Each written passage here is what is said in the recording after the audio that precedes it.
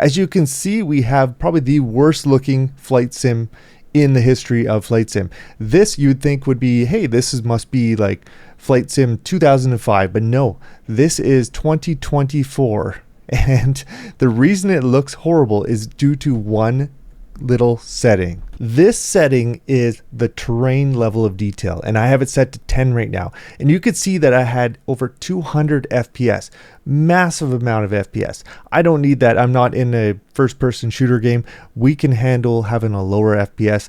But of course, if you're in a computer that needs that extra bit of space, this is a great setting to reduce. But as you can see, reducing it comes with a big cost. So I think actually having this on the higher end and reducing other things is going to make a bigger impact. Let's bring this up to 200.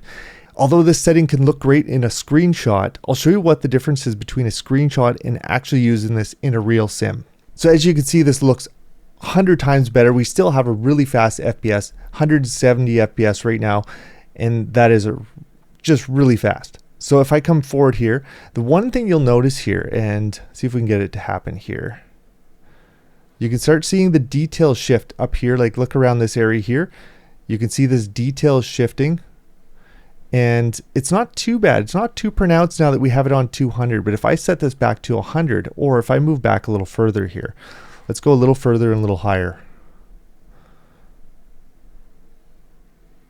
And now you can start seeing it happen a little faster here. Now, of course, I'm flying at a speed that you're probably not going to be flying that speed because I'm in the drone and I have it going as fast as it can go. But if we come forward here, you're going to start seeing things pop in and pop out. So you can see this area here is kind of changing as we go down. Let's go down a little bit here. You can start seeing these little pops happening here, which is really distracting when you're flying in a flight sim. Now, mind you, we're running at 200, so this isn't too bad. But if I set this down to, say, 50, which could be reasonable for some systems, as you can see, we're now at 50, and you can start seeing these really aggressive pop-ins down here.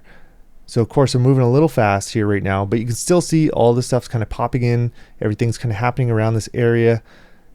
There it is. And it's not that if you were to look at this and say, okay, in a screenshot, this looks all right. As you can see, this area here looks fine.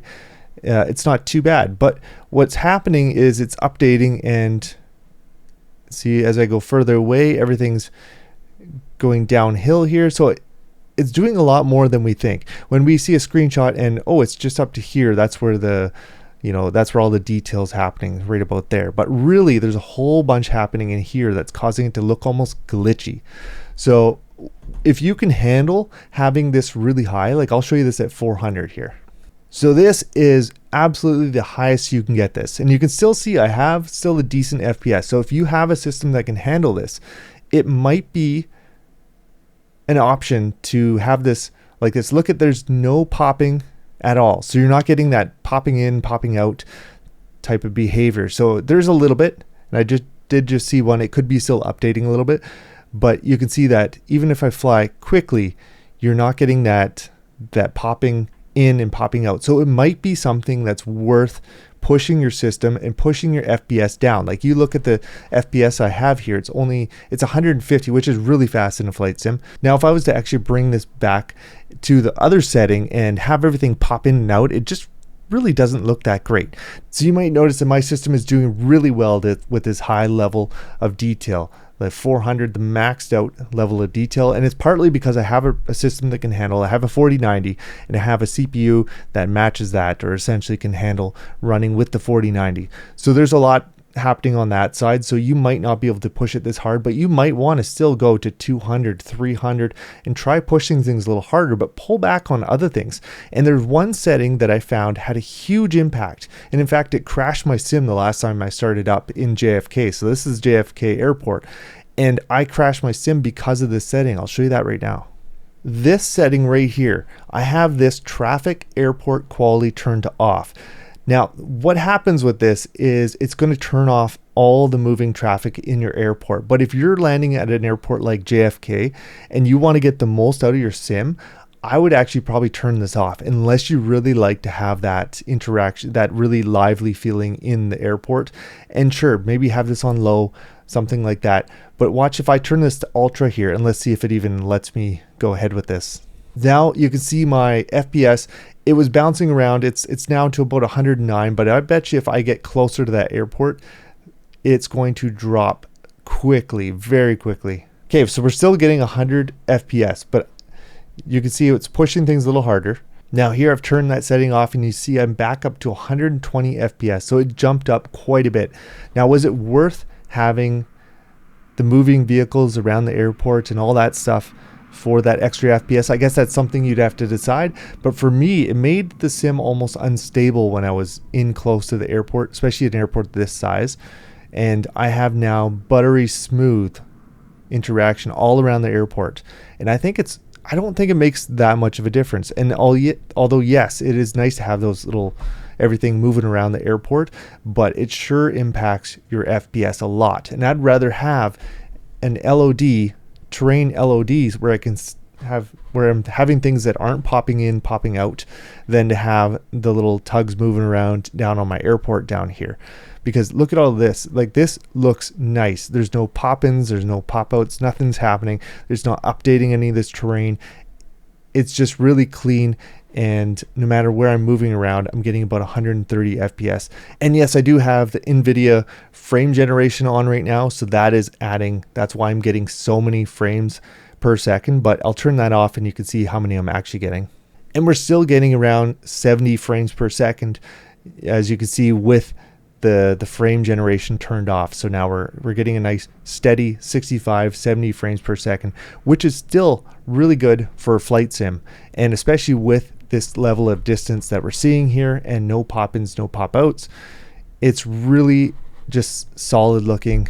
And I think this is a nice setting. So I'll show you my settings so you can, if you want to copy them, you can go ahead and try it out for yourself. So right now I'm running anti-aliasing on DLSS super resolution. I have it on quality, and I have frame generation off, but I actually will have this on to NVIDIA DLSS. And then this one here, I have the 4090, so I can't use this. Down here, let's go down to dynamic. I turn this off so it's not going to dynamically change my frame rates. And I have down here global settings. Right now I have the terrain level of detail, this one I was telling you about, 400. I have the caching is set to ultra. I have displacement mapping on. Buildings, trees, plants, rocks, grass is all set to high, not to ultra. I have object level of detail to 100. My clouds are set to ultra because I find it makes a big difference when you have them on ultra, even versus high. Texture resolution is ultra because I have a lot of room there. Usually texture resolution you can have on as high as you can. This one, same thing. You can usually have it up pretty high unless you run out of, I think it's VRAM that affects that one. Might be VRAM or just regular RAM. I can't remember what one. One of them affects it, and if you run out, then you have to lower it down, but usually you can have them pretty high. Then water waves, I have it medium, which I'm actually going to turn to high. I like high better. Then shadow maps, I have 768. Terrains at 128. Again, these are pretty low, and I might actually push these up a bit, but I like having that extra room. So I'd rather have my settings on the lower side for some of these things than on the higher end. Retracing shadows is off right now, but I would probably actually look at putting that on. I'm going to have another video where I go over the rest of the settings, but I thought I'd show you what they are as you were seeing them in the sim. Then I have ambient occlusion on high. Cube map reflections is on 128. I have ray marching reflections on medium. Light shafts on medium. Depth of fields off. Motion blurs off. I have the glass cockpit on medium.